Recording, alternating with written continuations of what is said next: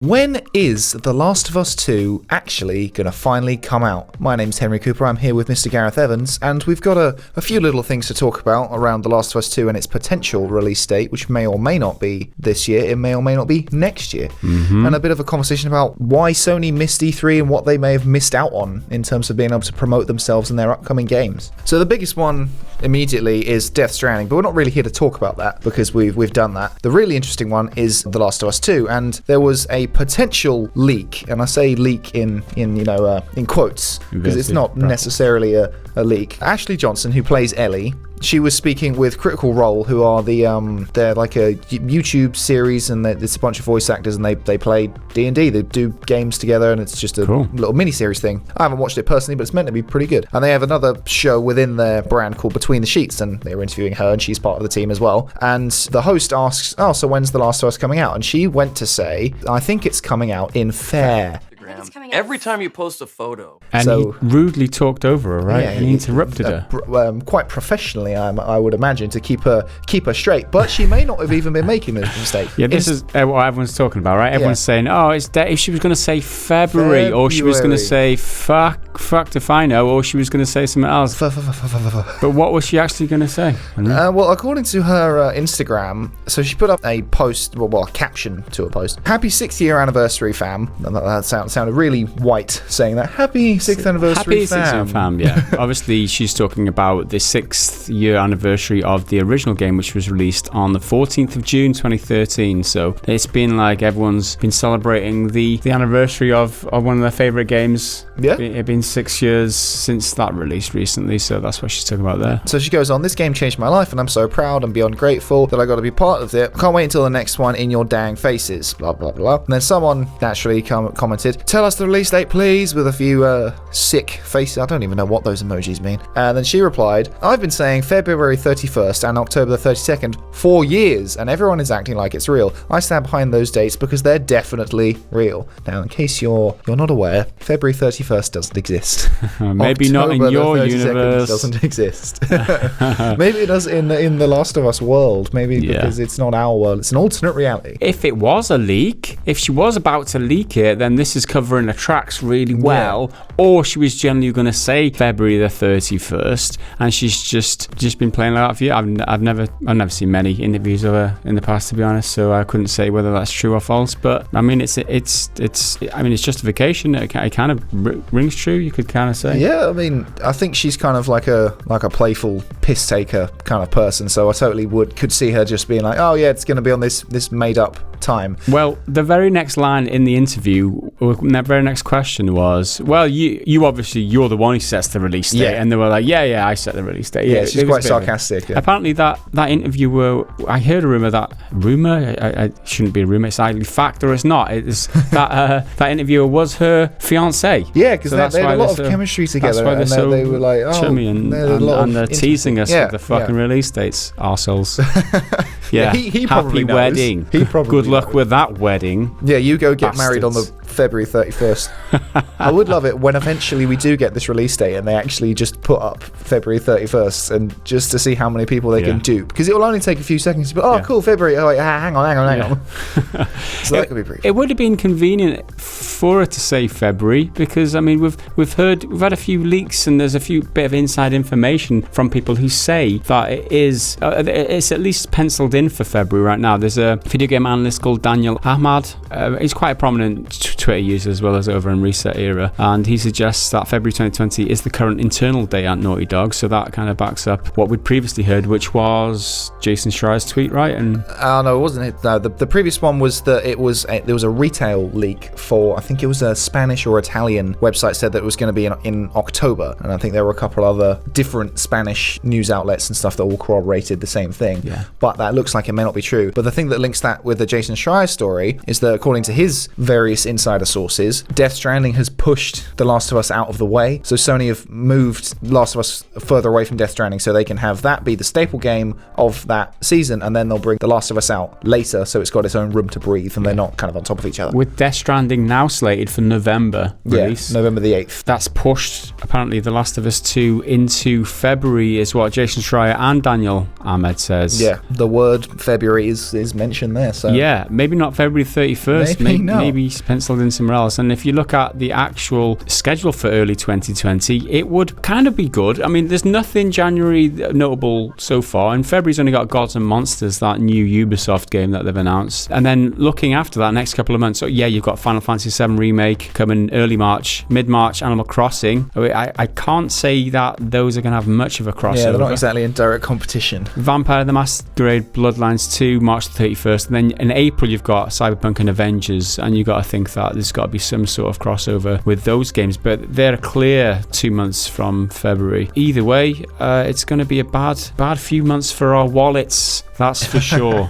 I just wonder, have Sony missed an opportunity here to really stretch their wings and show something off at E3? Because their three biggest games that we don't know anything about really are Dreams, which is meant to come out in 2019 but still doesn't have an actual release date. It just says 2019 and that clock is ticking. It's currently in early access. Yeah. So people have got their hands on it, but it's a very limited early access. Yeah. And I imagine when they drop the release date, it's not like there's going to be a massive wait. It's going to be like, here's the date and it goes live in a month. Yeah. Like to the general public. Then there's Ghost of Tsushima, which we've heard so little about. Yeah. Very, very little. Because we got one trailer back in, I think it was Paris Games Week was their debut trailer back in 2017. It was quite just a cinematic thing setting the tone. And then we got a proper gameplay one at E3 2018. And that was much more substantial. And that was really exciting. It's been all quiet on that front pretty much since that. We haven't heard anything else. So this would have been a great opportunity to show that if they did come. And then the other one is obviously The Last of Us. Because that's brand recognition. Everyone knows about it. It's one of the most highly acclaimed and anticipated game franchises around right now. Yeah. There was so many Sony games coming up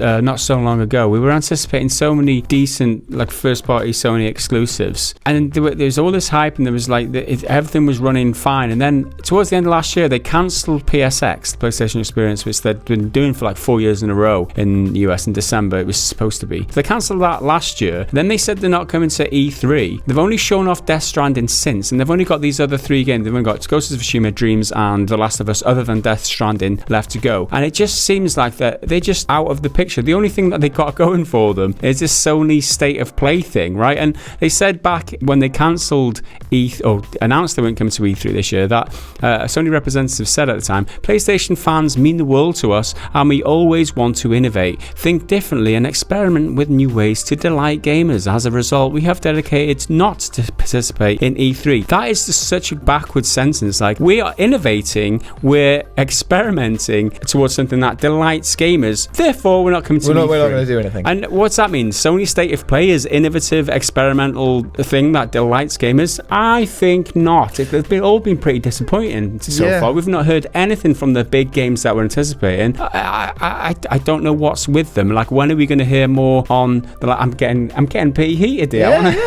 Tell me. Entitled gamer rage at its core. It's coming out now. But the Death Stranding, the way that they're operating now, and this is what it doesn't worry me. It's just a bit annoying. It's that annoying. I'm so entitled.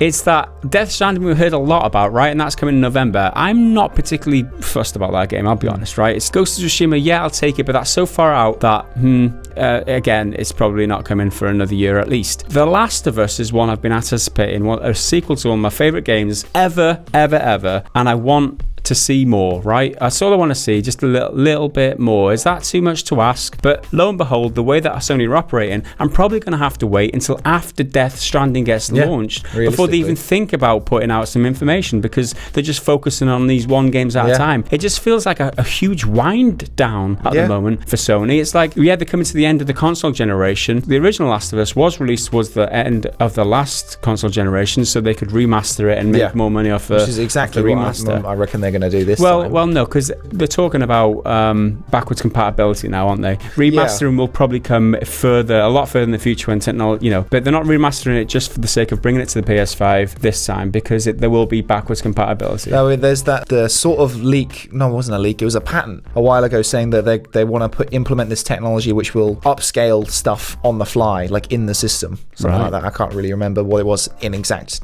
technical detail, but I fully imagine that they're keen to cross Last of Us 2 over into the PS5 as soon as they can. And those are just the games we know about. E3 is the perfect opportunity to bring new games, because once those are out, what's going on? Their barrel's dry. They need to bring something new. Mm-hmm. But I guess they are, because we are coming to the end of this console generation, they are waiting for the next ones to go out, and then they can add here's a bunch of launch titles. Here's a new Killzone. There's a new Infamous or whatever.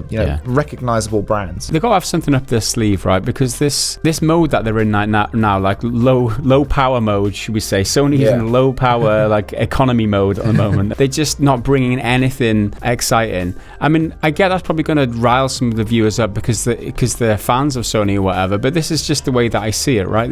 I'm usually so excited about what's coming up for Sony, and I don't see much that they're showing off right now, but maybe they are concentrating on getting the hardware right for the next console generation. Maybe they're trying to position themselves where they're going to be in the market with all this new streaming technology that's coming in and things like that. And we know they've announced a partnership with Microsoft in that regard to try and keep their foot in that part of the industry as it's about to take off, everyone is telling us. So I mean, where does that, I mean, hopefully they come out and they clarify things, and the next Sony State of Play actually gives us some insight into, one, what the next console is going to be like, two, give some more information on the games that are coming, maybe announce some more games. I mean, yeah, exactly. I mean, what Sony Santa Monica doing now? Do you know what I mean? They've got so many high caliber studios that we just don't know what they're doing. Do you know what I mean? There's a lot of things out there. I know it's probably too early. We did get games off those two companies recently. They have to have something. Days Gone was another one. We're highly anticipating. It knocked out the park for me personally. Not everyone agreed, but it was a great game. Loved it. So many awesome Sony games came and went, and what is left? Exactly. There's everything they've got coming. We already know about, and I want them to show me something new and give me more, Sony. Just give us a release date for The Last of Us, for God's sake, at the very least. And they're definitely closing in on development, because Neil Druckmann in particular has been tweeting and Instagramming and just putting on all the social medias loads of different things about, we've wrapped recording for these different actors. So we did one back in, I think, late April, if I'm not mistaken. I might be wrong there, about having finished with Troy Baker, who plays Joel, and Ashley Johnson, who, as I said, plays Ellie. And he recently did one for Laura Bailey, who's a very well-known voice actress who you will recognize her voice in something. She's been in loads of stuff, but I don't think she's got quite as much acclaim as people like Troy Baker, who are very recognizable. But she's in it as an unnamed character, and I'm pretty sure she's the character in the Last of Us trailer from, I think it was Paris Games Week, when the announcement trailer, right? That was the one after that. The announcement's the one Ellie's playing the guitar. Oh yeah, of course, yeah. The one where she's getting kind of hung. Yeah. There's no one. Ellie and Joel aren't in it. There's no one recognizable, and then she's wrenched up, and they're shivving her in the belly, and it's really strange. I'm pretty sure that's who she is. Goodbye monetization. There we go. There goes our money for this week. Yep. And then there was the tweet from Neil Druckmann recently, as well, just a week after that, where he says, just shot this scene, and there was an image of the end cut to black on the piece of paper. So that was on April the 16th. So oh my god, spoilers, it ends. Just shot the final scene of the game on April the 16th. So obviously it's coming to an end. It makes sense that it's going to be soon. So I mean, February it is then. February's completely a reasonable time frame. It really wouldn't surprise me if they did it then, but I want it now. Any chance you could bring it out next week?